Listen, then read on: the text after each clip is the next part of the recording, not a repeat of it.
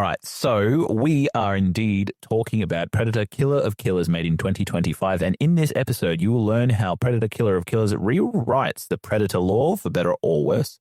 You'll learn why Dan Trachtenberg packs this film with nods, Easter eggs, and prey-powered passion. You'll also learn whether animation is a game changer or a misfire for the Predator franchise. And we'll also talk a little bit about how Killer of Killers teases the new and upcoming movie Predator Badlands.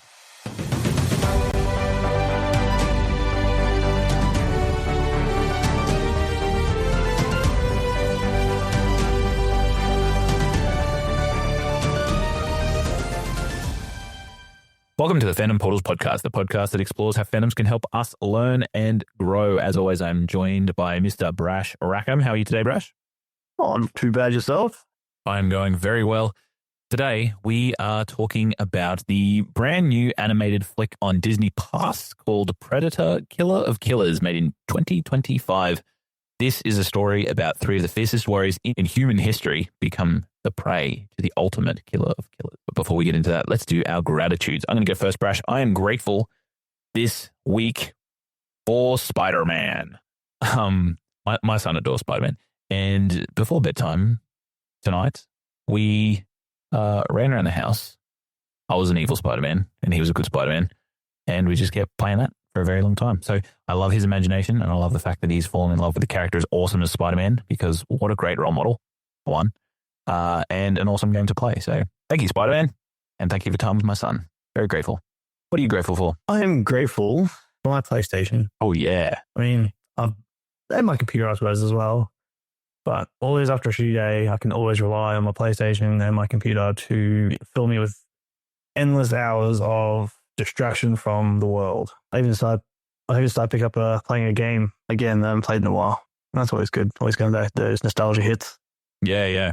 You know, it's like an old friend that's waiting for you. But also, your computer helps us do this sometimes. So that's yes, yes, exactly. Connecting together, doing that thing that we love to do, talking about movies. Yeah, 100%. So yes, I am grateful for my electronics. As bad as that may sound. That is not bad at all. That is good. All right. So we are indeed talking about Predator Killer of Killers made in 2025. This movie was indeed directed by Dan Trachtenberg. He was the one who was responsible for Prey. Brash, thoughts on Prey? I love Prey. I thought it was a really good revisiting of the Predator franchise, because there has been a few movies come out almost every 5 to 7 years or so. Some of them are okay, but I probably wouldn't move them past okay. But Prey, it was a new take, it was a new concept, and it did answer a lot of questions, really, for a lot of the fans of the Predator series, because it showed one of the very first, or, you know, before this movie, Killer of Killers, the first interaction between a human civilization and the Predator species, which Brash and I looked up how to say, and I've forgotten how to say it. Do you remember how to say it, Brash? Yautja. Oh, yeah, Yautja. Yautja or Yautja. Yeah. There's probably like the one thing that they've done really well in the Predator sort of universe is made every single alien word really hard to pronounce. Oh, yeah. Some of the aliens' names that like Predators in the comics have killed, their names are just like just horrible to try and pronounce. Bunch of letters all stuck together. It reminds me of that ever-loving joke where the creature from a different alien planet is like, if I wanted you to say my name phonetically correct, then I'd have to rip out your tongue for you to do so, because it's just so hard. But yeah, fully understand. So I'll like to say, like I like to say, I think the Yautja is how I sort of pronounce it. And when I looked up, I'm like, the closest thing I can think is Yautja. I sort of make the A sort of silent, and Yautja. I think we'll go with Yautja today. And if we're saying it wrong and it annoys you, we're very, very sorry. But, you know, write us some feedback, I guess. I don't know. Is it Yautja? It's like Leviosa or Leviosa. Which one is it? But yeah, we're going with Yautja today. Did you know, Brash, that Dan Trachtenberg also directed an episode of The Boys? I did not know that. But it does make sense. Yeah, he directed the very first episode of the very first season. So you could say he is responsible for the trajectory of that show, because obviously pilots are the ones that get that show green lit. So he directed the name of the game. This was actually co-directed by Josh Wasong as well. So Trachtenberg is very much involved in the Predator franchise now, with this being his second run at it with Predator Killer of Killers. The writing for this movie, it was also written by Dan Trachtenberg, but Miko Robert Rutare was also one of the writers on this one. It's starring Linda Lavanchi, who played Ursa, the Viking warrior in this one, Louis Azawa, Rick Gonzalez, and also Michael Bean. Now, this movie obviously comes before the Predator Badland movies, which is supposed to be coming in late 2025. So in time of recording, that's about 6 or so months away. There is a trailer dropped on IMDb. What do you know about Predator Badlands so far, Brash? All I know is people are a little bit upset about how he looks because they're using CGI for his face instead of the classic animatronics. Yep. So that's to sort of show some emotions. People are coping with that by saying it's because his DNA is blended with the more humanoid or human DNA that makes him sort of look like that. But and others saying it's because realistically, Deck is a young predator, so it hasn't matured to look more like other predators. And that's really all I'm trying not to spoil myself too much with it. Yeah. Yep. But all it seems is that he's the run to the litter who gets tossed out of the clan and either has to work, because usually if the predator gets kicked out of clan, they have to then prove themselves to get back into the clan. Yep. Yeah. So that might be what he's up to, but not entirely sure. Yeah, they're very honor-based, the Yautja. And, you know, the synopsis on IMDb says a young predator is outcast from his clan, and he finds an unlikely ally on his journey in search of the ultimate adversary. So I guess he is then trying to prove his worth. So it's probably, like you could say, it's an alien coming-of-age story. But looking at the images of Deck on that I have seen, the pictures of him do look like, I hate to say it, but they look like an AI-generated picture to me. Yeah, he is. Just because of, like, it's CGI, obviously, but they look kind of AI-generated, and I can see how people are a little bit deterred by that, because Predator is famous for its animatronics. But I think one of the other reasons, or one that I surmise, is the reason they're going with the CGI or the motion capture CGI for this film in terms of the Predator was because Dan Trachtenberg wanted to make the Predator the main character of this story, instead of it featuring on a bunch of humans who are being hunted by the Predator. I mean, in a way, I think that's brilliant, because every single Predator movie, it's the Predators hunting down humans. They've actually, well, for a lot of movies, you don't see the Predator until they actually kill everyone. And then, I mean, the most you probably, like, as the movies have gotten on, you see more and more of the Predators, because technology's gotten better. So they're able to, because like in the first one, having to run around that costume for the Predator was really bad. So as it's gotten better, it's easier to put them in the spotlight. But having actually Predator as a main character will allow them to actually dive into the lore and the culture of the Yautja instead, which I think is going to be fantastic, because most of the, like, I don't mind old Predators, because you sort of get bits and pieces and you have to sort of clue it together. I love the old Predators. Yeah. This might be where we disagree, because I think that the less we know, the better. The less we know, the better in terms of a fearful antagonist in future movies. I will get into this a little bit later when we talk about it, but I think, having a look behind the curtain of the Yautja, especially if you're trying to make a personal connection with one, it takes away that fear aspect, which I think is something that Predator movies are kind of known for as well. Yeah. That's my worry. The only thing with that is, realistically, if you compared, say, a xenomorph to a Yautja, in terms of scariness, the xenomorph is probably scarier because it's more animalistic. It just kills to kill, whereas a Predator is a hunter by its nature and its upbringing. So realistically, it's not that they're not meant to be a scary thing. They're just really good hunters, and half that is stealth and being able to trap and track.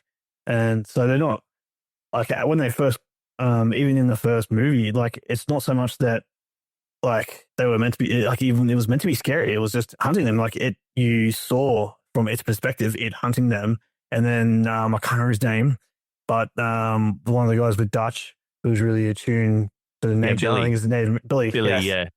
He was always like gone. Always like, there's something he was out fearful, there. exactly. And he's like he knew, because as probably like a natural sort of hunter himself, he knew that they were being hunted.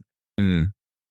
So I find it more like if you want to be scared of something, be scared of the xenomorph who's just going to come at you and kill you, rather than like you still be scared of a hunter because shit, you don't want to be hunted either. But that's more of the like if you were to pose zero threat, realistically in a predator's eyes, you're not worth hunting.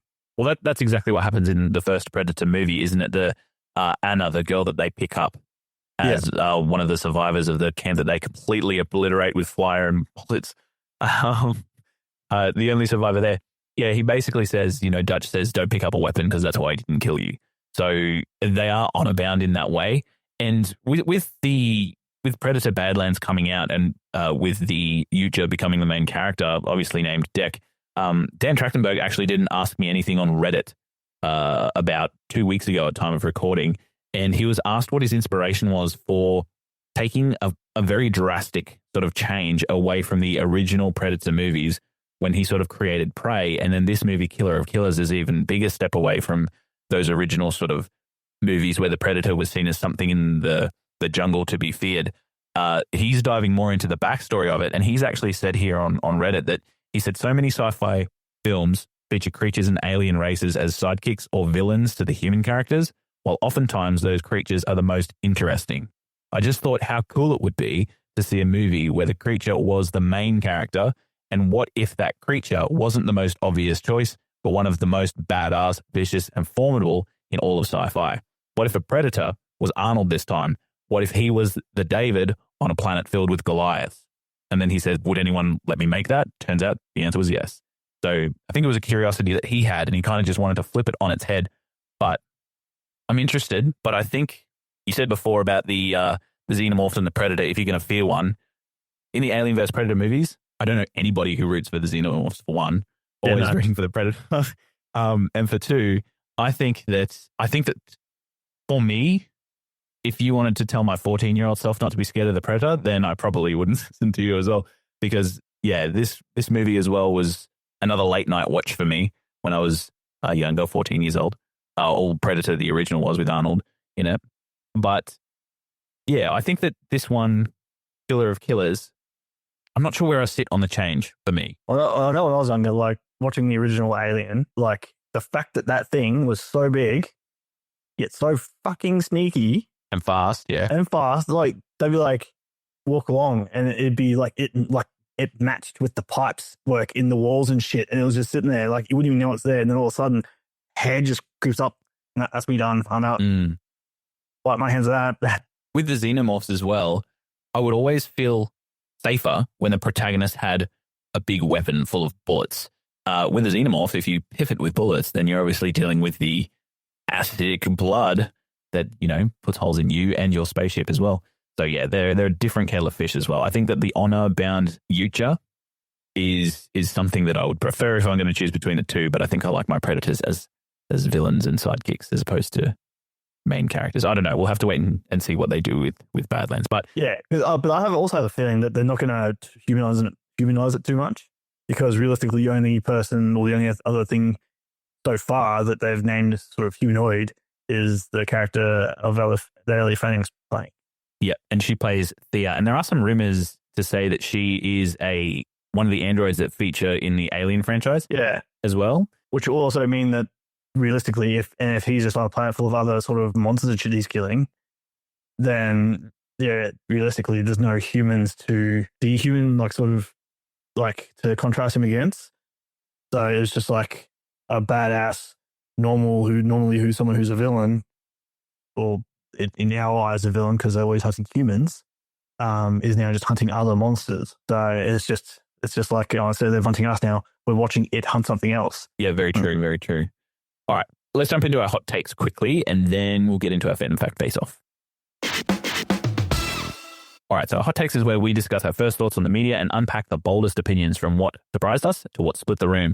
We'll also highlight your hot takes from our Threads, Instagram, and Reddit community. So check out the show notes to get involved. All of our show notes feature our social medias. And if you want your comment read out on our podcast, make sure you go and join us at Fandom Portals on Instagram and Threads, and on our Reddit as well. We already pretty much talked about our first thoughts of the Predator sort of franchise we touched a little bit on what we thought about Predator Killer of Killers. We might go with you first, Brash. What do you think of this one? I was apprehensive at first because I saw this out before we even talked about watching it, and I like usually I'd probably jump on it and watch it, but I hadn't, and I knew it was there, and I hadn't watched it, and then when we said we're going to do this, I was like, oh, I'll go watch it then. Like I'm a huge anime fan and all that kind of stuff, so like that's not the thing that sort of, but it's because it's the first time I've seen like a Predator in animated form. Yeah, my first thought was they're going to butcher it by making it so incredibly unrealistic, which really it kind of was, but it was in a fun, flashy way, which I loved. So yeah, that's what made me apprehensive at first, but then after watching it, I absolutely loved it. I thought it was brilliantly done. When I watched this, I was always interested because I really love the animation style in Arcane, which was made by the Third Floor Inc., and this one is produced by the same company. It's the same 3D styles of animation with the 2D sort of overlays as well. So I was interested to see that, and I do love the Predator movies as well, as much as I'm not a horror guy. These are more like action thrillers.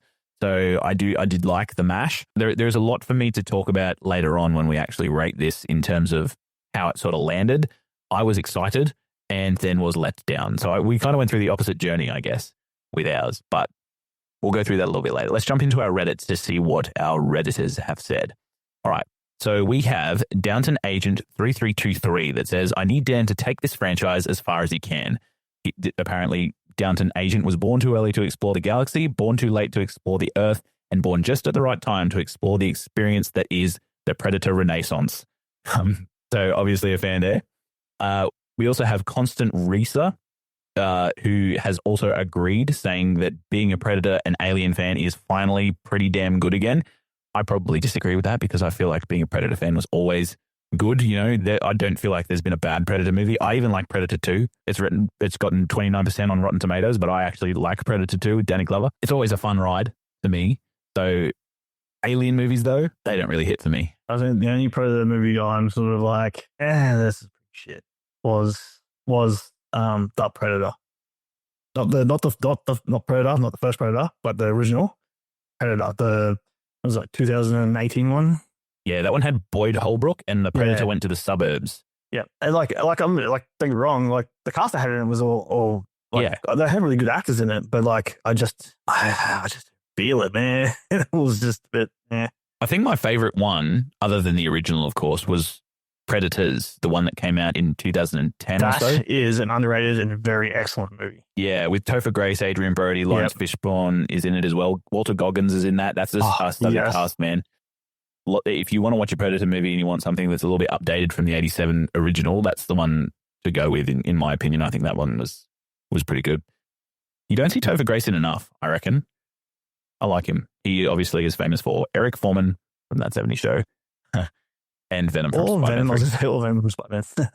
Among other things, of course. We have Variable Shaman 3825 that says, I need more of these stories. Predator versus Gladiators, Predator versus Spartans, Predator versus Paladins. Keep them coming. Also, this is a spoiler, everybody, so turn off. Don't want a spoiler if you haven't seen it. Also, was that Naru in the end? Does that mean they captured Dutch and Harrigan as well? So that might be something we talk to a little bit later, Brash, when we look at how this sort of affects the Predator lore going forward, and what it might mean for Badlands in terms of some predictions that are going around the internet right now. It is getting a lot of love. I think that Screen Rant fan service rated it 9.1 out of 10, but the critics of Screen Rant rated it 5 out of 10, and it's going very well on Rotten Tomatoes as well, with it sitting at 96% approval rating and a 7.6 on IMDb. So I think it is pretty well loved. There's a lot more people in your corner than mine on this one, Brash, it seems. Yeah. Because I've already sort of watched some reactions of people who watched it and what they thought of it. And, the vibe I'm getting is that everyone really enjoys where they're going with it, where Dan's going with it. So I think so. And he seems like a very passionate fan of the franchise too. And he's been on a couple of podcasts now where he's talked about it, and you can just see his passion shining through. So as a filmmaker, if they have that much passion for it, they're going to put their best effort forward. They're not going to ruin the IP. So I'm looking forward to Badlands as a fan of Predator, but I don't know what this one did for me, Predator Killer of Killers. It's made me a little bit apprehensive in the future, but yeah, we'll get onto our Fandom Fact Face-Off, shall we?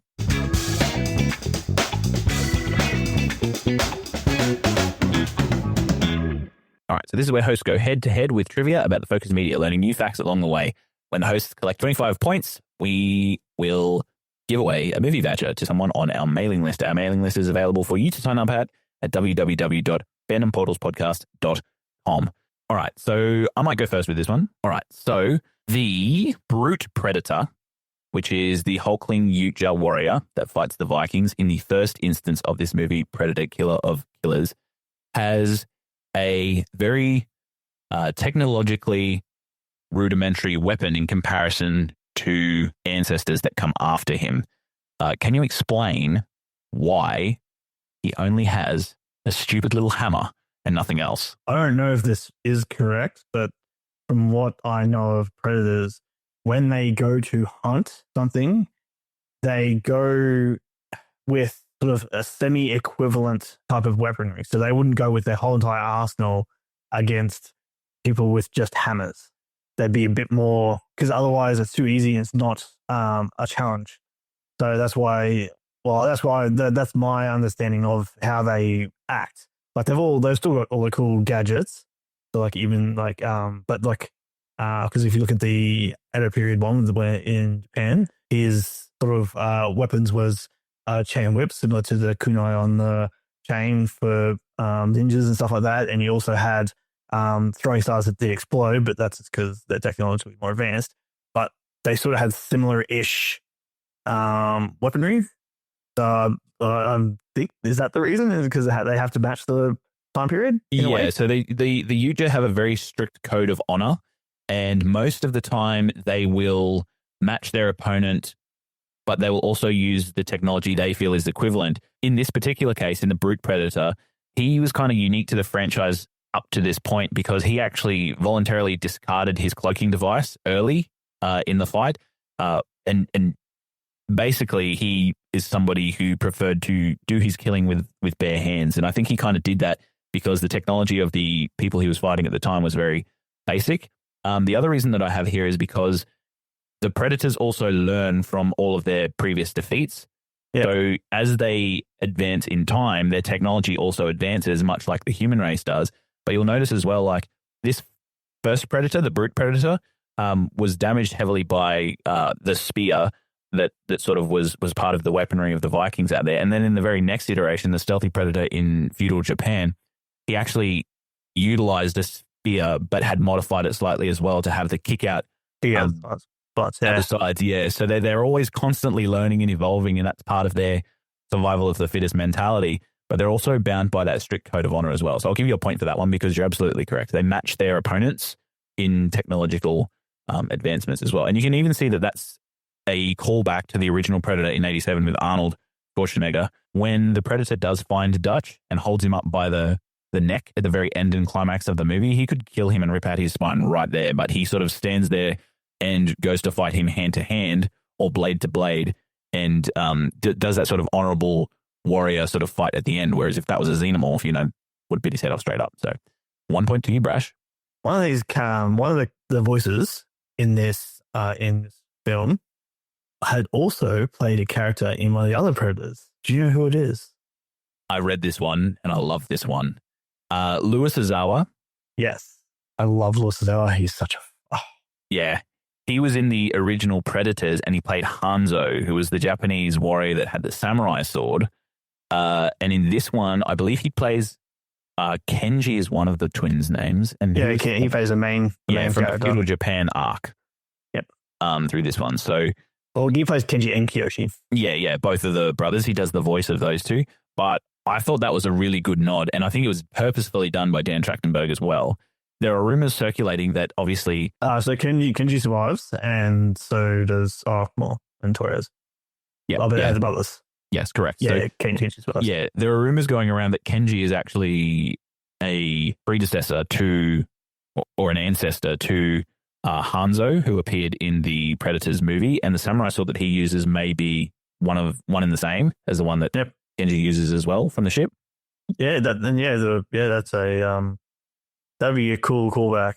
Yeah. Well, this movie is rife with Easter eggs like that, and just sort of like fan touched moments or little nods to what came before. So I think I got that one? Yeah. Yes, you did. Beautiful. So that's 19 points total so far. All right, my turn.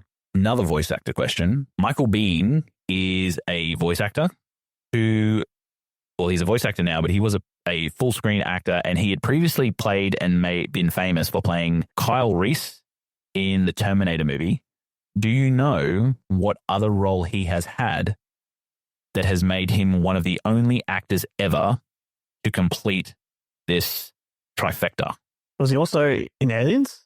Yes, correct. So he is one of the only actors to have been in all a three. Predator movie, an Alien movie, and a Terminator movie. Kyle Reese being the father of John Connor, and he plays Hicks in Aliens as well. And in this one, he plays Vandy, who was in Torres's Ark. He was his mentor in the plane. Yeah. So there you go. Another point to you. Yeah, Aliens. That's right. Aliens 3. Yep. Well, Aliens 3. Yeah. All right, mine. So in each of the periods, the Predators were all given names. Do you remember the names of all 3 Predators? Are these the names that the fans are sort of calling them? No, these are the names that the characters named them. Okay. So was the hulking Yautja, they called him Grendel. Yep, from the Beowulf. Yep, from the Beowulf mythos. Yep. The stealthy predator from feudal Japan was... Now, this one, they sort of gave him 2 different sort of names. One when they didn't know what he looked like, one when they did know what he looked like. Yep. The only one I can think of for him is Ronin. Yes, so they did call him Ronin before he was unmasked. And then once he was unmasked, they started calling him Yokai, which is demon. Yep. Yeah. Both extremely cool nicknames, by the way. Like if you're going to be called something, Ronin or Yokai, that is, really awesome. After this, we might talk about our favorite one of the 3 because of, And the pilot, I don't know this one. I've read that fans are calling him Baron, like the Red Baron, but I don't know if that was done on screen or not. It was Baron. Yep, very cool. Yeah, and obviously, Red Baron being a famous plane. Famous plane. Yep. And they also, like, some fans are also calling him the pirate Yautja because he's got the eye patch. But that's cool too. Yeah, Baron. Very nice. The bald pirate of the skies. Very good. Okay, let's get mine. This one we've kind of touched on before.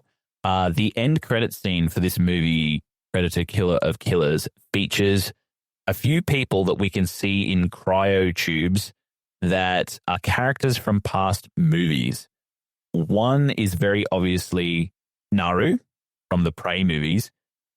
The one that shows before her is rumored to be a famous character from the Predator franchise. Do you know who that was?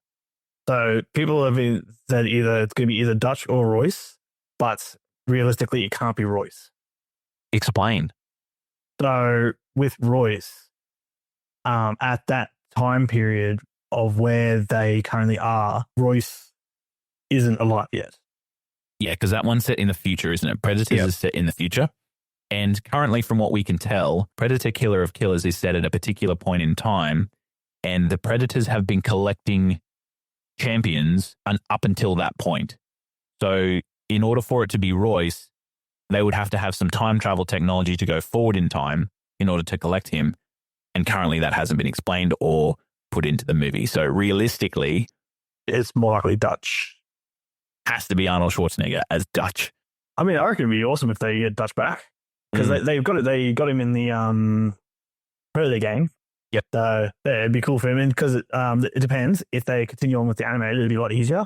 Oh, 100%. You could get Arnie back for that. I was going to say, they're probably not going to be able to get him back for the actual movie because if he's meant to be cryogenically frozen from that period of when he got stolen, there's something wrong with the cryogenically freezing process. I would, what's that thing? Deniability. What is it? Plausible deniability. I would have plausible deniability if he was to return because I'd love to see that so much. If he just came in and said, my cryo tube broke or something like that. Like there's just been a hole in it the whole time. Just stepped out, I'll be back. Yeah. There's just the cryo gases have just been slowly leaking, so he's aged slower than everybody else. Yeah, I'd love to see him back because he built basically the popularity of this franchise. So, and his character was so iconic, macho, and just bombastic. Really, it's fun to watch now when you look back, and it's so fun to watch him and his boys now because you're just like, wow, these guys are like meatheads going into the forest and they just get grinded. So I think it was funny.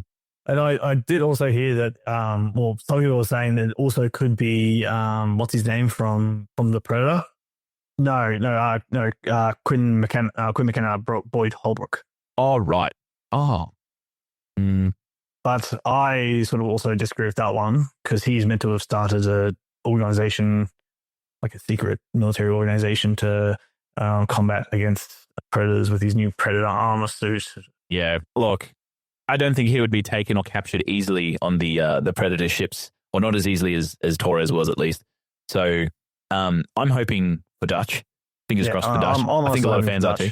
Yeah, because I can Dutch would be a way better callback. Yeah, and it is your last question. My last question, which so my last question, there's an object that appears in the movie that has appeared in 2 other movies. What is that object? That's the pistol. I don't know what's inscribed on that. It's a year and then a name.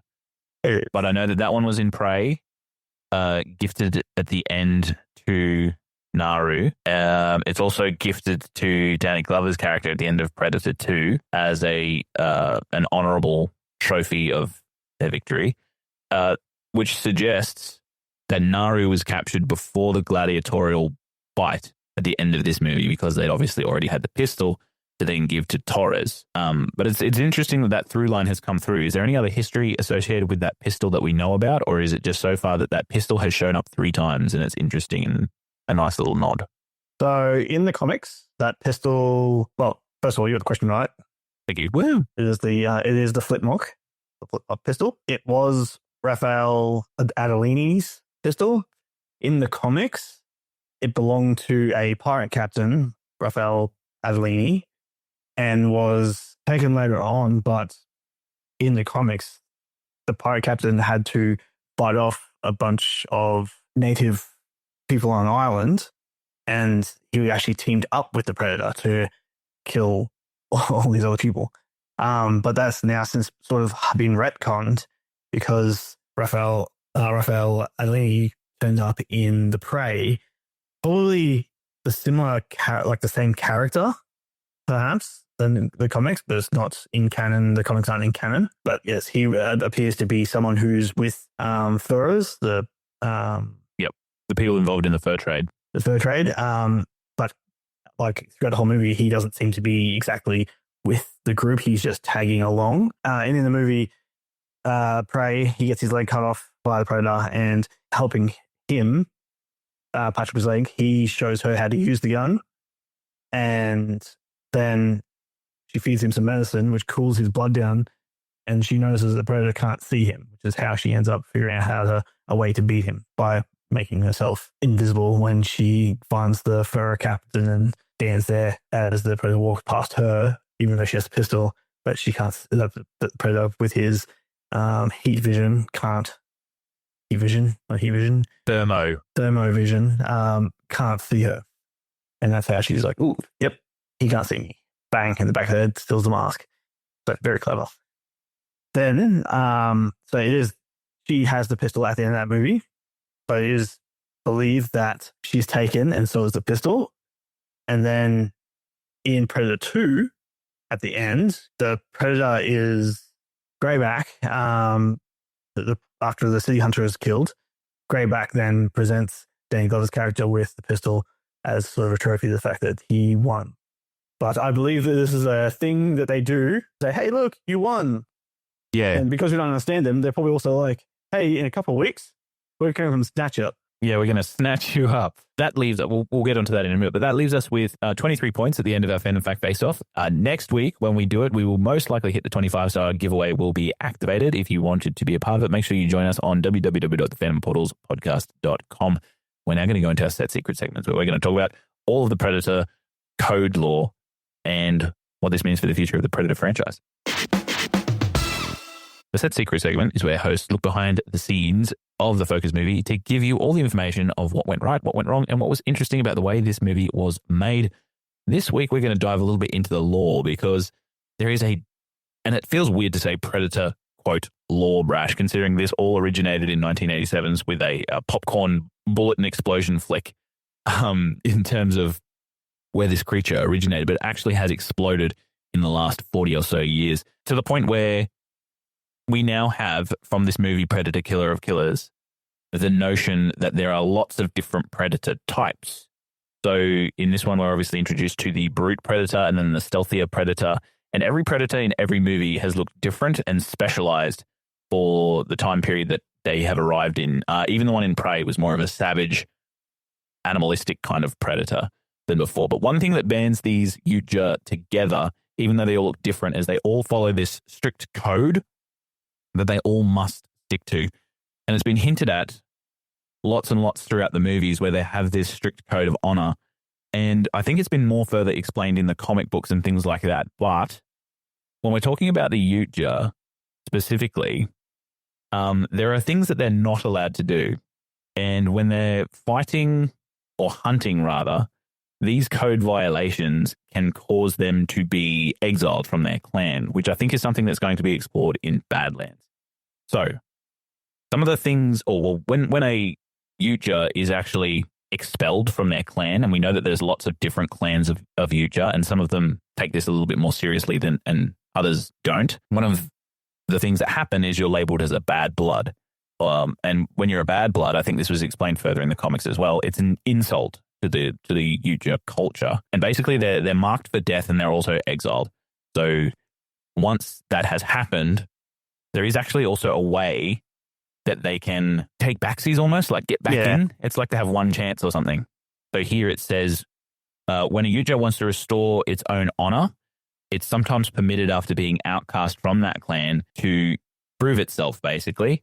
It's usually only for Yautja ranks starting from the elite, and only one more chance is usually given after that severe punishment. The Scarface Predator from Predator Concrete Jungle was a disgraced Yautja who brought great shame to his clan by letting his ship self-destruct in the middle of a city, and some of his technology fell into the hands of humans, which is also part of the code of the Yautjas. They're not allowed to share their technology, and they're also not allowed to use technology that is, what's the word I'm looking for here? They have to use technology that is mimics those that they're actually fighting at the time, but they also can't use technology that is not hunt-worthy. So if it's like a massive grenade launching machine that destroys buildings and flattens them, even though they have the technology to do that, it's not permitted and not honorable for them to use that in their hunts. So because this predator Scarface did that, he was outcast to a hostile and desolate planet for about 100 years. But after surviving these ordeals, he was given a chance to redeem himself. So he proved that he was able to continue to meet the Yautja code, and he still had to go and reclaim that stolen technology as well, because one of the other code rules is that they have to leave no trace, basically. So wherever they go, they have to leave no trace behind, which basically means it forbids lesser species from possessing any Yautja technology. And if it is found that a human has a piece of Yautja technology, then they are allowed to go and collect it with lethal force. So I think we see that a little bit in Killer of Killers as well, because we do see lots of different predators who engage in lots of different technologies for their time. But even when we're talking about Torres in the plains, you know, it's technology that is like for like. They're both in flying machines. But we know that the Yautja have laser and homing and heat-seeking weaponry. However, in this one, the Baron only used the retractable chain to try and defeat his foes. So in that manner, you can see that they're using technology that is equal, so equaling the odds, and they also were hunting on equal terms as well. Yeah, the only real thing he used was, he used a net, pretty much, but they had the laser net, the normal net, and the anchor hook that rips out the engines and tracks on the heat. Exactly right. So yeah, I think most of the times when I've watched a Predator movie, they have kind of stuck to that code, and it kind of makes sense now. At the end of every movie, when they're facing that final showdown, you always see a Predator reveal themselves. That's actually part of their code as well. So yeah, the last one's sort of the one that they have their last face-to-face combat with. Yeah, so when the Predator's in a duel, it's also said in the novelization of the Alien versus Predator book that it is actually a rule from the Yautja code that they must then reveal themselves to their final prey. And it's part of, they call it hunting ethic, to reveal oneself to the enemy at the climax of a fight. Yeah, and that makes sense. So, like, they've killed everyone. There's one left, so that must be the most formidable of the prey. So then they do the one-on-one. Yeah, well, I think that was also mimicked by Billy from Predator 1, where he stands on that log bridge and basically reveals himself. He gets rid of all his technology and stands there with the knife and the blade. One thing I don't like in the Predator movie is that he gets killed off screen and just screams. After such a badass character the whole way through, he doesn't meet a worthy end, but obviously the Predator claims another victim. Some interesting things about what the Predators are not allowed to do whilst hunting. Do you know any of these, Brash? When it comes to the prey has to be obviously of age. They're not allowed to kill children, but there is a caveat to that. Do you know the only time that they are allowed to kill young people? I'll assume if they were like hacking. No, not quite. It's when they have a chest burster inside them. Right. If they've got a xenomorph. Yeah. Yeah. They're basically allowed to use deadly force whenever it occurs with a xenomorph threat. One of the other ones that they're allowed to, prey is not linked to anybody that is suffering or weakened by disease. They're not allowed to do that. They're not allowed to kill anyone that's elderly and anyone that is sick. Yeah, that's sick as well. An interesting thing about if they fail their hunt, so if they're not allowed or if they're unsuccessful in their hunt, then basically the Yautja should take their own life to retain their honor than live in shame. However, this is not always done. Some cowards do live in obscurity rather than die, and it's considered a dishonorable and heinous act, basically. And then on occasion, the Yautja will send out an enforcer where their end of life, you might say, would be assisted in quote marks, meaning that they would basically be killed as well. Well, and then allowed to kill each other intentionally? No, you can't kill another Yautja unless that's the self-defense. Yep, or been dishonored before. Yep, or to just settle a dispute. Murder is the worst crime on their planet. Which is interesting because in Predator Killer of Killers, we do see, I think it was a nod to the first Predator where they bring out the original Predator from the 87 series just before the climactic gladiatorial battle. And in order to demonstrate what the collars do, the Grendel King, as what they're being called, the massive xenomorph with the massive Yautja with the xenomorph cape, he basically explodes the head of one of the Yautja as well. And I don't think he was shamed, but he did lose, but I thought he died at the end there. So, well, if that's the original one, he got blown up because he blew himself up. But I feel it's just probably another Yautja that was either shamed or something like that, or did something cowardly or something like that, and this was his punishment. Yep. Yeah. Well, that's true as well. Well, thinking back to the original Predator as well, he did lose to Dutch. Therefore, he was following that code where if he fails his hunt, then he needs to end his own life, basically. Yeah, and also destroy any, because he had evidence of his technology. So he had to destroy his technology as well. Yeah. So I think deriving from that 87, there is that 87 movie Predator. There is so much Yautja lore that they've carried over into this movie as well. One thing that I thought was interesting was that little tidbit that they played at the start of Predator Killer of Killers, where it says, "Go forth among the stars and seek only the strongest prey. They shall be your trophy. Become the killers of killers." The one thing that severely changed the Predator lore from Killer of Killers from all the other Predator movies that came before it was I think everybody thought that those trophies were like skulls and things that they collect from their victims or prey. But from this movie, they've kind of revealed that their trophies are actually the people that they then go back and abduct. Yeah. But I think, like, if the Predators had have killed those people, though, they would have taken their skulls. Because ultimately, I understand the other Predators movies, you see them collecting the skulls from the people they kill from, like, everyone there. But then I think later on, it's more so that they take the skull of just the final person. But, like, because I think it's in the first one, in the original, you can see him, he's up in a tree, he's cleaning off one of the skulls. Yeah. I think it's in that one, or is it in it's in the first one. The first one. Yeah, he cleans it off. That's when he takes Billy's spine and skull. Yeah, I say maybe that's, and maybe I am correct, because I don't think he takes anyone else's skulls in that movie. So it might be the people he seems worthy enough to take trophies from is taking the skulls of those who he deems worthy enough that their skulls are worthy trophy. So Billy, the fact that he's still there, he's like, yeah, come on. Like, he faced him.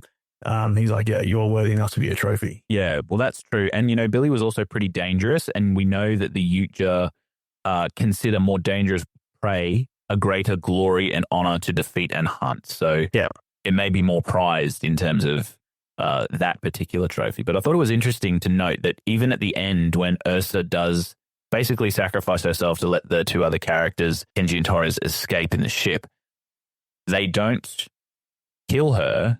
They keep her because she was one of the trophies as well. And they basically put her back into cryo-freeze to serve another day, I guess.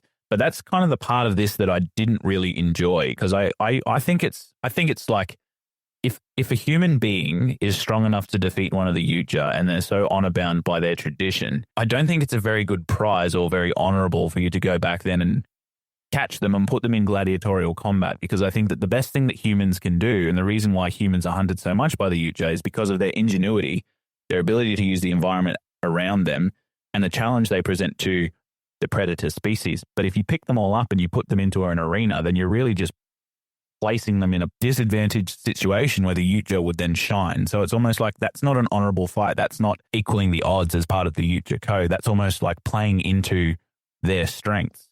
So I don't know if I liked the end sequence of this movie and how it sets up new lore for the Yautja species, because I think it detracts from that honorable victory and the fact that these humans have earned their freedom.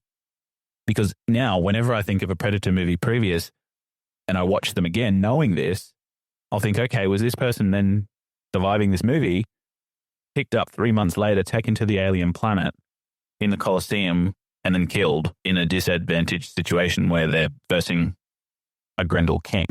Yeah, well, see, the thing is, for me, I enjoyed that part because it sort of seemed like a War of Worlds, Warworld type situation, where what they gather is just the strongest of all races of everything they can find. Anyone who's beaten a predator, because they go as the stars to find the strongest beings they can out in the universe. And I'm not sure if they're going to touch in on this, but there are so many different types of Yautja, and some look some look very different. And I'm wondering if that's because they may, even if one proves themselves, like another species proves themselves enough, they will use that DNA, add it to their own to make themselves. And that's, I mean, I don't think that's the case, but that's one way they could maybe show why Dex looks so different. Yeah, but I do like it because their whole thing is fair fights. So even if it is a gladiatorial fight, they will make it fair. So even if you have to fight, like, the only reason why it probably seems unfair, well, it really seems unfair because the Grendel King, he is huge, yeah, massive bulking dude.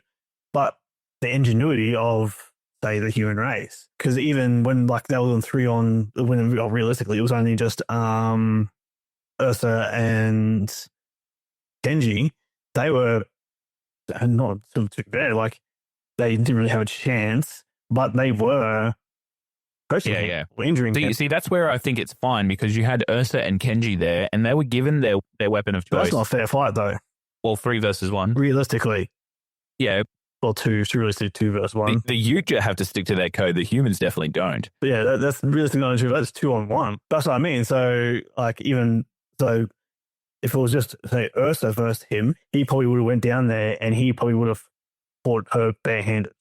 Yeah. And she would have maybe had axes and shields or whatever, because that would have made it a fair fight. I think she could have taken him, honestly. She was badass. Yeah, well, I mean, realistically, like, she is quite talented, and if she played it smart and was like sort of like counterattacked more than sort of just attacked, she probably could. I think that's like, her strength was obviously a strong offensive style, and then Kenji's was almost reactive and defensive in that way. And then Torres's was the ingenuity of humans based on his machinery knowledge and wiliness. I think he's the one that got the short straw in this, and why I don't think it can be considered kind of a fair fight for him, because if they wanted to play to his strengths, then give him a flying vehicle. That's kind of, or give him a vehicle, not a flintlock pistol, because he didn't shoot down the Predator with a flintlock pistol. He shot them down with an aircraft. That's the part that kind of flunked me on that and how it doesn't really fit with the Yautja code. But then also the fact that they're taking humans that have survived and, gained their honor through the Yautja code and their survival. They've earned that.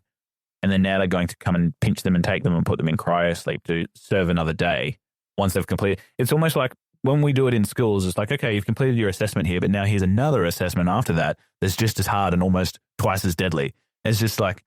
But the Predators are all about the hunt. The Yautja are always about the hunt. So even the movie Predators, that's what I think they are. I think all those people that are in the Predators are cryogenically frozen people. They put them on a planet. Yeah, because they're in a game preserve, basically. Yeah. And I think it's important to remember as well that the Yautja are a bunch of different clans. It's not just one clan representing the whole thing. So if we see that happens, for example, where this one Yautja clan places a bunch of people onto a game reserve and hunts them, that might be them honoring their portion of the code or their interpretation of the code. Whereas this one that we saw in Predator Killer of Killers, the Grendel King, this is his interpretation of that Predator code, where he believes in, the hunt for one thing, but then also obviously believes in that survival of the fittest because it's almost like round 2, ding, ding, ding, let's go. But yeah, that's kind of why I didn't really sort of like it, because of how it changes the Predator lore. And it's almost a fundamental change in terms of the Yautja's like core belief. So I don't know if I can sort of get past it. Like if it was just the first 3 segments in terms of the sword, the shield, the sword, and then the bullet, if that was it, I'd be fine with that. And I'd scrap the last Colosseum fight and extend those pieces out more so we can get more character depth. Because, yeah, I think for this one as well, one thing that I didn't sort of take to was because the pieces were so small, the Predators didn't, like, they're supposed to be hard to beat. They're supposed to be formidable, and you're supposed to feel like the odds are tremendously against you. And I did feel like that was the case, but I feel like in the short time frame that we had with them, 20 or so minutes, there wasn't enough for that to shine. And if you're thinking about fair fights as well, where do we sit on the Kenji and Kiyoshi versus the Ronin Predator, like a 2 versus 1? Where do we sit with that? There's just too many. Well, see, the Predators are advanced, and that's why they always hunt multiple people. So they are stronger, they're better at technology, so they hunt more people because they are advanced, and that them is making it fair. So more of them versus people is more fair because they're like, well, stronger, we're smarter, we've got more better technology, we're probably going to kill you all, you're probably not going to survive. Yeah. And then one survives, and it's like, oh, hey-oh, that doesn't happen often. Yeah. Well, in every Predator movie that we've seen, it has happened. Well, that's it. Like, but yeah, but you can't just have a Predator movie where like just everyone just dies, and it's like, I would watch that movie. No, the Predator wins. The Predator wins. It's like, because like those movies are like, oh, you meant to root for the humans to win. Yeah. Or the main character of those humans to win. He's meant to be the big heroic person who beats the big alien. But realistically, like even with Dutch and that, and even with these ones and any other Predator movie, the Predators would absolutely just annihilate all of them with ease. Yeah, in a gladiatorial combat, if he picked all of Dutch's crew and Dutch up and put them in the gladiatorial combat arena, he would absolutely cream the floor with all of them. But he used the environment and the places around him in the original Predator movie to take them out one by one, and then revealed himself to Dutch, who was the last surviving member, fully succumbing to the Yautja code. And then Dutch gets taken away in a helicopter, and 2 months later he gets taken up again to fight in an arena all by himself. Well, we don't know that's Dutch. It's Dutch, man. Well, no, that's the thing though. Just because like they may be a special case, like with Dutch, like he gets fired from the helicopter. He may get taken later on. Like who really knows? But I feel like because if you leave it that way, so we've got Dutch survives. We've got Donald Glover's character who survives.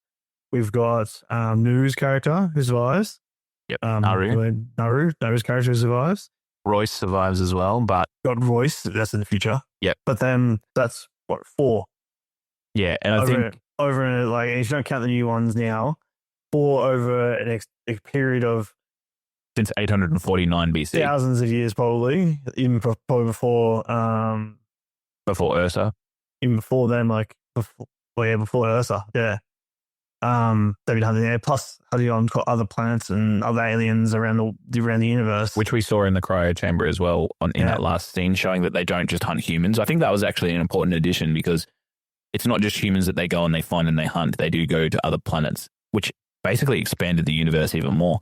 I actually saw this thing that Dan Trachtenberg was talking about because a lot of the people that have been watching trailers and closely watching some of the media have spotted one of the alien skulls from Independence Day as well, which is also a product owned by 20th Century Fox. So there's even talks of integrating all of that, which I'm not sure how I feel about, but I think it's so far a lot of the nods and Easter eggs in Predator Killer of Killers has been handled pretty well. And it's almost like that was cool because I know it. And it's not like a bad sort of crossover at this point anyway. Yeah. But yeah, because it also means that Donald Glover's character probably got captured as well. So like, here's a trophy, and now for the next trick. But yeah, like because I don't mind that because like what they're doing is they're finding the best of the best. Like they're going out to the stars to hunt the best things they can find to hunt, and then when something wins, they're like, damn, yeah, that's something special. It's like they're drafting the best team of killers that the universe has to offer. Yeah, and if they can get the best of the best, then because if they just go around and just keep killing everything, and like let the ones that are really good just go all old to die, then they're missing out on some other future U-type challenging that same thing that has killed one before and beating that person, escalating them to a high echelon because they beat a person or a thing that another one couldn't. That a previous iteration, yeah, because it's almost like they would get stagnant or stale if they didn't defeat what had previously defeated them in the past. And the process of time, obviously time is the biggest killer of all. So if you're going to let Dutch age out until he's 87 and becomes the governor of California, and then you come to get him, it's like... So it's going to hit a bit different. Yeah, it's going to be hit a bit different. But if you cryo freeze him and send all your progeny out to get him then and test against the same metal. Yeah, and as you said before too, it's also about learning from their losses. We lost that person before. Let's try again, different tactics, and see if we win. Yeah, I can see all your very valid points in terms of... I'm thinking of it in terms of the human's perspective, where it's just like, I just survived, I get my honor, I get my survivable, and then massive tractor beam in the middle of your backyard while you're cooking sausages for your family, safe and sound, in the shit again. But fuck the humans. Yeah, yeah. Well, Predator Badlands is going to talk about the Predator being the protagonist, so we are definitely on the fuck the humans train right now. But I think, with the Badlands, I think the good point, and the one like is, I'm a bit how it's going to turn out. But I think the best thing that they could do is not include humans. Yeah, or at least have them play as secondary characters. No, I reckon don't even have them at all. Because I think that's going to detract from, as you said, like it's going to detract from the Predator because like a lot of people will be cheering more for the humans. Yep. Like there are some people like me who would much rather the Predators kill the humans, but there are going to be some people who like just sort of automatically just lean towards the humans as the heroes, protagonists, people of interest. Yep. Yeah. It's like people in D&D who always pick humans instead of picking other races. I do that. That's probably why you don't like it. That's probably why you hate the fact that it might be the Predators being the protagonist and not humans. Yeah, that's probably it too. Because you're a human picker. You're a human lover. Yeah. So yeah, Predator of Predators actually gives us like the first formal look at the Yautja Codex, like the actual text, and that's what we were talking about before when we said, go to the stars, collect the best trophies ever, the killer of killers. And what they've done here is they've expanded the universe to the point where they can really do anything. In this one, they've decided to go down the animated route. Now, we wanted to talk a little bit about that. What are your thoughts on how this opens up the franchise, and do you think it was a good move to animate this movie, Killer of Killers, Brash? I think it looks cool. Like, everything looks cool. The only issue I have is now it's set a precedent of look at all these humans doing cool shit, jumping from buildings to buildings, throwing out smoke bombs and throwing knives at the same time, or busting through walls and landing in ponds and shit, getting up like it's fucking nothing. Like, it sort of takes away from the realism of what you found in what you find in movies, even though with even the newer movies, like, they do some things that you're like, that probably couldn't happen. Because if you're like, wow, all these humans doing, like, even like Earth is just going ape shit with the shields and just absolutely decimating a whole entire army of people. Yeah. It's like, I think, it's obviously not realism, but I think that's why we have to know as an audience why the Predators selected them out of every human on the entire planet. So they have to be the best of the best at the time. So they're going to be performing at a level that is inhuman almost, which backs up my human lover argument here, because they're not quite human. They're better than human. They're ultra human. But yeah, that's the thing I know. Like, but it was also really cool, and I really enjoyed it. Like, as much as I was just harping on about Kenji's scene and that, how he's jumping, like, sliding around rooftops and shit and doing this cool stuff. Like, it was fucking cool, and I loved it every second of it. Oh, it's like, wow, if I had a D&D character, that's what my D&D character would be like. Yeah, human. No, the backseat monk who can jump from rooftop to rooftop and slide around doing acrobatic cool shit. I think that the animation for me was good. It allows them to do a whole lot more in terms of that, because getting a stunt double to do those kinds of things is absolutely, out of the realm of reality. So it opens the door to that. It's visually stunning to watch. I think the art style is beautiful. The thing with me was there were some moments throughout this where I thought like the frame rate was lowered or something like that, because it did look a little janky on occasion. I remember a fight specifically in the sword arc, which featured Ursa and the Viking when it was the back shot. Oh, the shield arc. The shield arc, yes, sorry. And she was moving through the town and slaying everybody left to right, and you were seeing her from the back. I felt like the frame rate was just lagging on that, and it sort of drew me out of it and became distracting at times. I don't know if that is a feature of this animation. It was intended that way.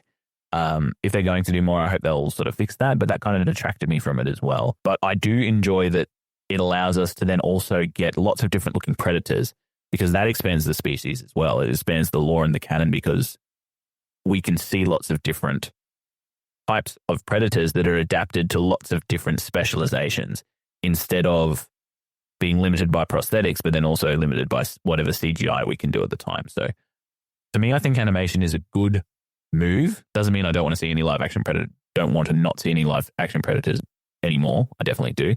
But I think this will give us more cool shit that humans do, basically. Yeah. And I think one of the redditors said the best. Like, I want to see more of this, like them against Spartans, them against like the Athens, them against Romans, them against Celtics, them against fucking Persians, like people from all eras and shit like that. Because every single one of those things, like those sort of eras, have some sort of person that could, like, what if they go back to Greece and Athens and they fight a band of people, and one of them like is Hercules. Yeah. And then one of the trials that we know about where he fought, the Nemean lion or whatever it was actually, was actually a predator. That's cool. Same with like the Spartans and then maybe it was like the. Well, how could they not pick a Spartan to fight a predator? Because 300 of those guys just, absolutely decimated everybody. But like maybe in that Persian army, instead of like when they fight the Persians at the Battle of Thermopylae, in amongst that battle, they could have been like, because in the movie 300, they had like put like some of the Persians that were all like bulky and weird looking. Yeah, a bit deformed. They could have had like one of that, like, and they could have thought it was a Persian, but really it was a predator, and it could be like the King Arthur and the Knights of the Round Table. Yes, that would be cool like too. So Gawain and the Green Knight, and the Green Knight was actually a predator. Like, that's where this shines, I think. That's where Dan Trachtenberg shines, is where he has taken the predators, put them in different time periods, and I think that's what everyone loved about it, which is why I do like the first 3 iterations. I would have watched an hour-and-a-half animated movie on Ursa, an hour-and-a-half animated movie on Kenji, and then an hour-and-a-half animated movie on Torres. I didn't need the end part, and that's what sort of detracted me from it. I would happily watch more of those in different time periods. The only reason why it was done is probably a precursor for the Badlands movie. I don't like that either. I don't like media and movies serving as precursors for the next thing that's coming, just for the sake of it being the next thing that's coming. Like, if it's the second in the trilogy. This is also like dipped his toes in. Yep. So he's like, all right, so I've got this Badlands movie coming up, but what if we do this project first? It'll show a bit about what, like, a bit of the lore. It'll show you some, like, at the end, it'll show you some more about lore. It'll also dip some toes into animation and some fight scenes and see how people like it and see if they want more. So maybe they'll do like a whole animated series of just, or more movies, or just even maybe a series of like hour-long episodes of predators fighting different humans in different time periods, and then maybe even fighting other aliens, like the first time they meet a xenomorph or something. Yeah. And they could do that as a whole entire series, like TV series of just hour-long. I'd watch the shit out of that. Yeah, shows of just predators hunting different things and different humans in different time periods. And then the movies will go on talking more about their lore on shit. Yeah. Well, I think that's what this one does. It kind of introduces that codex, and I think that's what Dan Trachtenberg wanted us to know. He wanted us to know that this is a diverse species. They do have a lore. They do have a code. He wanted to update us on things that have been happening to Naru, and the fact that we may see characters in Badlands from previous iterations, you know, build that hype. As a movie that stands alone on its own, though, I would take the first 3 parts of this, the shield, the sword, and the bullet. That was enough for me. Yeah. The end was just, not so much. All right, let's get into our MVTs and then we'll rate it.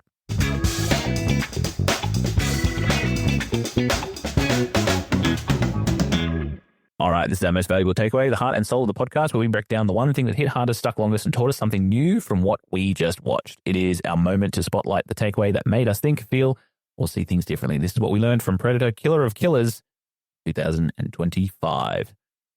We learned that it is not beneficial to be the strongest human on the planet.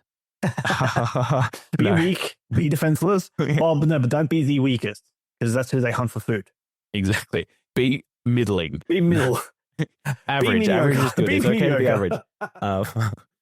No, but for real, we actually had a bit of a chat about this, and we talked about that end scene and how they all overcame their differences in the end to then become a team and a unit. They overcame language barrier, and they saw the strengths in each other, and they were able to defeat a superior foe. So that was kind of our MVT for this movie, where, you know, they faced insurmountable odds. They were in a situation, all of them, even in their individual stories, where their back was against the wall, basically, which is a feature of all Predator movies.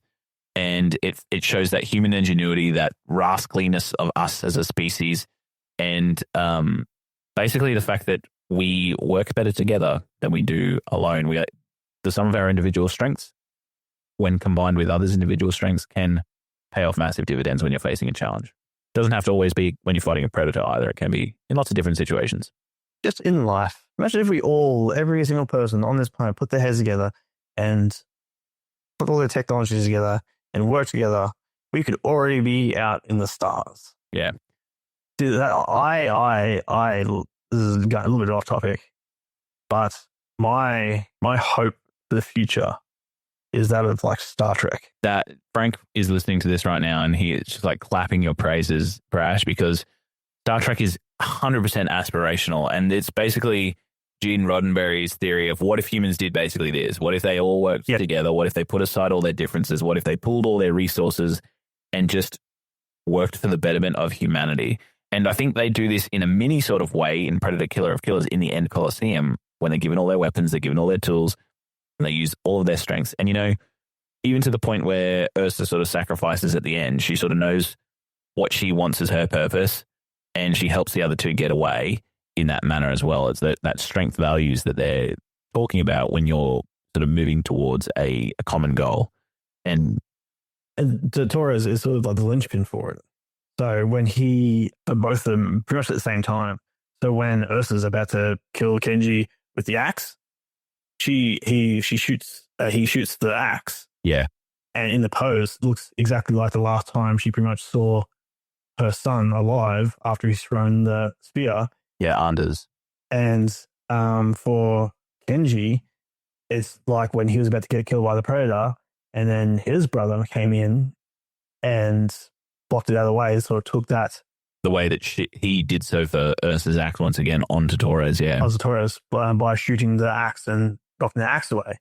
And then immediately after they get scooped up in. But then sees the hand of the other predator with the armband on, and he goes, ooh, they've used this thing to set off that person's wristband, and that becomes like the perceptiveness and the ingenuity of his strength, yeah. Yeah, and he uses that. And that's the other thing. How is it a fair fight when you're bringing in creatures and animals and vehicles and stuff to fight? Because they weren't killing each other. They had to get motivated. That's the point, isn't it? That's the point. They were supposed to dwindle each other down to one person, and Kenji stopped fighting. Ursa was like, "Oh, I'll kill you," and then was like hesitant about it because they were like, after seeing what happened to Torres and then like that, they were hesitant. Then they're like, "Well, oh, well, they had to start because they were like talking and he's like, these guys aren't doing much killing. Yeah. And then send in the beast. Exactly. Yeah. So yeah, I think that teamwork shines through at the end of this movie, and all three characters, or two of the characters, are able to escape as a result. So 3 did escape, but yeah. And Ursa's line at the end, don't avenge me. yeah. So opposite from what her father, wizard, told her to avenge him. And then are you trying to tell me, Brash, that all 3 of these characters in a 20-minute or 25-minute period did actually go through some character arc and journey? Huge. Oh, see, I don't know if I got that, but because Ursa's father told her to avenge him. She then told her son, if she is to fall, to avenge her. Yeah.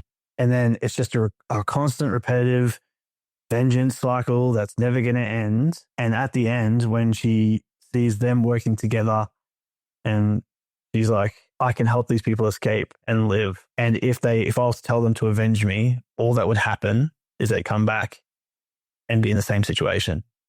So she's like, there's a repetitive cycle. Yeah. And so she's like, she says, so she's like sending him off saying, don't avenge me, escape and be free. And then she sacrifices herself to let them escape. And then with Kenji, he's the one who loses a leg because instead of no, he loses an arm. Instead of the brother stopping him from getting hurt, he sees it coming and pushes Ursa out of the way and takes the hit. So it was him sort of returning the favor from what his brother did to save his life, because his brother ended up dying because he didn't take the hit. Brother took the hit instead, and his brother ended up dying. So this way, he didn't want to see her die taking a hit that he can see coming. Yeah, so he pushes her out of the way to take the hit instead. Torres is flying a plane. Yeah. See, that was the one where I had to suspend the most disbelief, because he sat in the chair and he's just like, he just felt it, you know? He just felt it. He's got that he gets that mojo from his dad. His dad's in the car, and the same thing when the plane, and he's like filling in, he's like, yeah, she's ready to fly. Yeah. And this time, instead of panicking and searching, he's just like, all right, let me feel it out. And then sort of works it out. But yeah, so it is really unbelievable. But yeah, it's that instinct that he has, like that pilot instinct. It's like when he's trying to fix the plane and he's complaining about not being, he's like, oh, I'm not a mechanic, blah, blah, blah. And then he goes, if I can get to work, I can fly. And the guy's like, all right. And he turns on and the engine busts, and they all got to fly. And Anders is like, no, you're not coming. He's like, well, I'm a pilot. He's like, are you? Because he wants to be a pilot, but like his father said, he's not like, he wants to be a pilot, but he doesn't know how everything works to be a pilot. Yeah. Or even, I think he hadn't developed the instinct, which is how he's able to feel how to fly. Yeah. And I liked how none of those characters ever told him they never told him he wasn't a pilot. They just questioned him. So he would then question what he needs to do. Yeah. And he would think about it more and try and become what he wants to be. Yeah. So encouraging him in that way. All right. You ready to rate it? Yes. All right, let's rate it and rank it. Each host gets 5 stars, 1 for each category. We have story and script, characters and performance, direction and tone, visuals and soundtrack, and also our overall enjoyment. If it nailed it, it gets 1 of our stars. If it flopped, no star at all. If it almost stuck the landing, it gets half that star.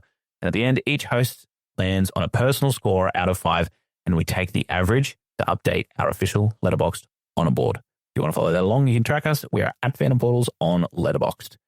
I'm going to disappoint you with this one, Brash. First off, story and script, I gave it no star.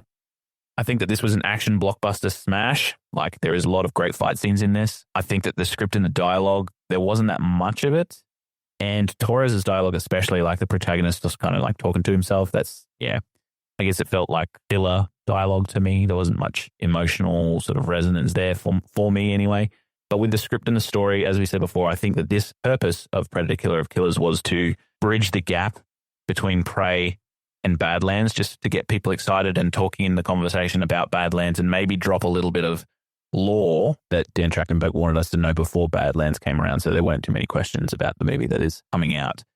In story as well, I gave it no star because I feel like it messes with the Predator lore a bit too much with that end scene, in my opinion. I may be wrong, but in my opinion, yeah, no star. Sorry. What about you? I'm giving it a half star. Mm-hmm. Because I thought it was absolutely amazing. I loved Ursa's story. I loved Kenji's story. The only one I had the most trouble with was Torres' story. That's common from what I've read. For me, he just didn't fit the bill. I mean, like, it showed, like, if he had have been, say, less mechanically minded, but just smart, and then relied on things he like photographic memory or some shit of things he'd learned from his father who was a mechanic, and added those two together, I think that would have been a lot better because he seemed to succeeded in realism a bit more, other than he seemed to be the most unreal, like climbing out in the wing and kicking off the engine. Like it just all seems just a bit too unreal. Whereas like I can get past Kenji jumping from rooftop to rooftop and slowing down things and stuff like that. I can get past that because he probably went through an immense amount of training to do that. Yeah, it was basically his whole life. Yeah. Whereas Torres was a kid that got drafted, and then a few years later he became a pilot. Yeah, it was like 2 or 3 years, and before that he was just watching the plane fly by. He was like, one day, I want to do that. And it's like, oh yeah, I liked the character and I like what they did with him, but it just seemed too unbelievable. Yeah. That character also, by the way, we have not mentioned, is voiced by Rick Gonzalez, who is famous for playing Timo Cruz in Coach Carter. He's the guy that has to do all the push-ups. So I think he does he's also, I can't remember the superhero name, but he was in Arrow for like the last 5 seasons of Arrow as one of Arrow's psychics. Mad Dog. He is too. Correct. Yeah. Absolutely. I'm like, ugh. And like Anders, the voice of Anders. Yep. There's Damien Hoss from Smosh, the YouTube channel. Oh, there you go. Oh, yeah. Yep. Damien's here. Very nice. All right. Damien Hass. Let's get into characters and performances. I liked the concept of each character, but I don't think there was... See, talking to you makes me rethink, because initially when I watched it, I was like, there's not enough depth here for me to like these and root for these human characters versus the Predator. Basically, when they were fighting the Predator, I really wouldn't have minded if they lived or died. But now looking at it, I think there were some subtleties that I missed. So I think I've unfairly given this 0 stars. Performance-wise, I think all the voice actors killed it. There wasn't one where I was like, that's jarring. I think they all did quite a good job. Nothing like completely outstanding that blew me away, but there wasn't anything wrong with it. I think I've been a bit harsh on the characters, though. I think I'm going to give it half a star when I initially gave it 0. So, Brash, you've changed your mind today. Half a star from me. Well, see, I'm giving a half star as well, because I love the characters, especially Kenji and Ursa again. Like, they were my favorite characters, but probably more so Ursa. So, yep. I do. Who was your favorite Predator? I would have to say the Ronin Predator. He was probably my favorite, just because he was cool as shit. Yeah. And Kenji was cool as shit as well. Well, my favorite character was Kenji, and my favorite Predator was Grendel, the brute Hulkling at the start. Yeah, so. Yeah, no, I just loved Ursa because I reckon out of all of them, she has the biggest growth. Oh, yes, 100%. Then probably secondary would be Kenji. Yeah. And then Torres sort of really, he more just so starts to believe in himself more. Yeah. I think that's sort of his growth. He sort of understands himself more and understands what's going on around him more. I feel like there's more to come from Torres. Like maybe, I don't know if he's going to be in Badlands. Sort of came out fully intact. Yeah. Like maybe he's the one that we'll see later on in Badlands, because we didn't really get an arc from him per se. So I think that maybe Dan Trachtenberg has some more plans for him in the future. But all right, let's go on to Dan Trachtenberg and go direction and tone. So I think for what they were trying to do, they picked the perfect medium in terms of animation. That was a very good choice. This is loud, fast, and fun. It's a brutal spectacle as well. Obviously not an animation for kids. It's rated R, and I think that carries on with the Predator style as well. It enables them to do heaps and heaps in terms of the human protagonist, which we talked about as well. I think the tone still fits. The only thing for me was some of the director's choices around duration and the 4-act structure in terms of having the shield, the sword, the bullet, and then the Colosseum fight at the end. I think it would have been better if they decided to do just those 3 acts with the people without the Colosseum act at the end. So for me, I think it's going to be half a star. This is probably where I would give it a full star. Love Dan's work. I do. Mm-hmm. Especially kind of like Prey. Yep. He was like, that was amazing.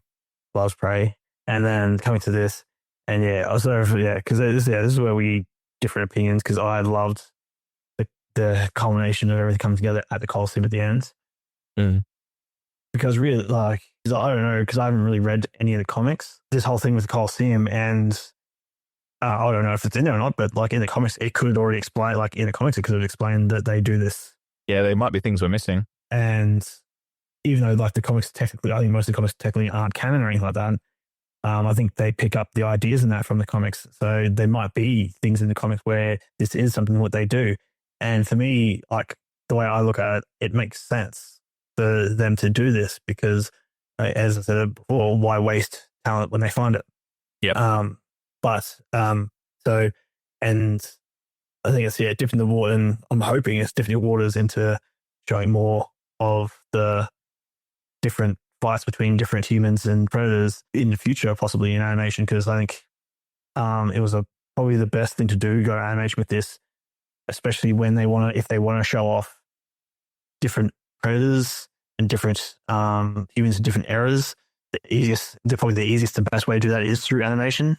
Yeah, I feel like that's answering a lot of the fans' want as well, because that's echoed throughout. As soon as Prey came out, everybody was saying, give us this in different time periods. Yeah. Which is amazing for a filmmaker to hear, because that's easily replicated, you know? Oh, and yeah, because like we've got how many different cultures on this planet in different time periods. And then if you outstretch that to different planets with different creatures, like it's almost nearly endless, the possibilities they could do. So I believe direction-wise, Dan is going in the absolute correct direction. And this was just sort of a taste of things to come, which got me really excited. And as I said, as you said, being a Predator fan has always been good. But I think this has really rekindled, like, whenever like a new Predator movie came out or a new Alien movie came out or something like Alien Romulus that just came out not so long ago, that sort of re-spiked my interest in like the whole aliens again. Because really, when they put out like Alien vs Predator, I was like, "The fuck is this?" Yeah, it sort of joined it, and I was like, "Ugh, okay, they just made this shit." But now it's sort of like with Alien Romulus tying in like a bunch of the Aliens movies and Prometheus and everything like that, and then down with Killer of Killers, it's sort of, and with Prey and Killers of Killers, it's sort of all bringing everything back up in an exciting way that's motivating me to be like, "Fuck yes, I can't wait for more of this shit." Yeah. Well, that's exactly what they would have wanted to do. So yeah, full star seems well deserved from your perspective. Let's go to visuals and sound. So for this one, I think the animation was a good choice as well. The 2D animation looks absolutely beautiful, like it's beautifully drawn, and the style is really amazing too. The sound design does carry through the whole entire film. The only thing that I had a problem with was the, call it janky, I guess, or jarring sort of frame rate in some instances, and it picked up, but then it would drop back. And I think it was a little bit too distracting for me in that way, which is a shame because I liked the actual art style. I think there's still images, they looked absolutely perfect and amazing and beautiful. I think in terms of character design, each character of the human characters were really well designed, and even all the predators and the way they designed them and the way they presented their technology was really good as well. I think the jankiness of it in a few scenes here and there isn't enough for me to detract it from what I want to give it, which is a full star. So 100% full star for me on visuals and sound. Looks good, is beautiful, amazing choice to go animation. Just a few things to sort of pick up from there, but not enough to detract any points. I'm a huge fan of it too, because I love the Arcane series. Huge fan of League of Legends. Like the animation is really cool, sounds really cool, everything's really cool. But I don't know, is there something about this kind of animation that I don't know, like it all looks really cool and flashy, but for me, it's just, especially in high like speed and like especially like the plane, like the dogfights when going through the city, I just watched that and it just seemed like a blur of color to me. Yep. And it was like, it's like a little bit too much. I would have preferred that like a art, like for that kind of style, like this kind of style, something a bit more like firm lined. Yeah, a little bit more firm lined. Because like even as you said, like I think that's what it was too when I was watching the Ursa scene when she's taking out all those people, because everything's moving around so quick, everything just seemed a bit blurred and frazzled. Yep. And like I was trying to capture, because you could see in the background of like her other warriors coming in and killing people in the background, I was like trying to spot them at the same time, or trying to watch Ursa run through, and like I don't know, and because it's how it's drawn, it just yeah, seemed really blurred like for me. I think the best fight scene for me was the best drawn fight scene for me was the Kenji one. Yeah, I agree with that. And I think that's because, especially like with how Samurai fight, it's more purposeful and more graceful and fluid as well. Yeah, instead of being more chaotic like what Ursa and the Vikings are, and less chaotic like a dogfight in the sky with a bunch of planes going like in all. Yeah, that was ambitious. I've got to give it to Dan Trachtenberg for that. Animating that in this style, very ambitious. Oh, 100%. And like, as I say, like nothing wrong with it. It still looks absolutely amazing. But I think, especially, with the Ursa and Torres ones, because of how chaotic and how everything was going on at once. And I found this too in actually Arcane in some of the fight scenes there that it seemed a bit too chaotic for the type of art style. Yeah. But yeah, so for me, I think I'll have to give it a half star. Half a star. All right. And then down to our last category, which is enjoyment and rewatchability. I'd probably rewatch this. I think it would end up sitting in one of those guilty pleasure zones for me, especially for the action sequences if they were better animated in some points as well. But enjoyment wise, I think I couldn't get past the fact that it took away a lot of what I perceived as what I loved about the Predator race, the Yautja. So I'm going to give it half a star for me. Yeah.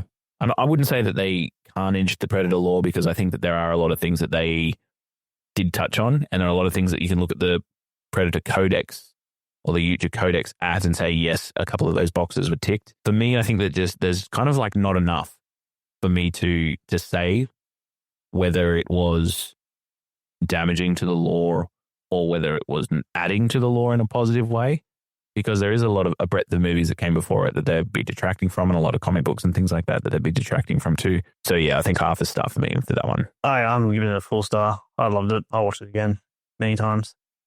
I'll probably more so watch it for the fight scenes. That'll probably be like the reason why we watch, because I'm like, I want something cool. I'll watch those fight scenes and try and focus more so I can try and take in more detail instead of just seeing blurs of color. But maybe slow it down a little bit and run it like 0.75 speed or something. So that means that I've given it a 2.5 and you've given it a 3.5. So it sits firmly on an average of 3 out of 5. So let's see where that'll sit for us on our fandom portals on a board. All right, so we've got it rated at 14th place. It's sitting below Sonic the Hedgehog 3 and above Teenage Mutant Ninja Turtles from the 1990 version with those horrible animatronic suits. So that is where it sits. Let's do our sign-offs. That was the Fandom Portals podcast episode on Predator Killer of Killers from 2025. We want to thank you for joining us as always. Our giveaway will be active pretty much as of next episode, I reckon. Brash and I will get our stuff together and get some points to get those 25 points for you. And a movie voucher will be up for grabs for you. If you wanted to join our mailing list and be in the running to get it, you can do so at www.fandomportalspodcast.com. If you want to have your opinion read out on the podcast, then you can do so by joining our socials, which is Threads, Instagram, and Reddit. We're always everywhere at Fandom Portals. And share all our episodes with a friend. Those that like movies, those that like Predators. We had a bit of a debate here on Killer of Killers, but tell us what you think. Brash? In the trees. What's in the trees? Oh, I'm pretty sure, isn't that one of the lines from the first movie? Yeah, it is. Yeah. If it bleeds, we can kill it. All right, this is Aaron signing off. And as Arnold Schwarzenegger said in the original Predator movies, stick around. Dylan, you son of a bitch.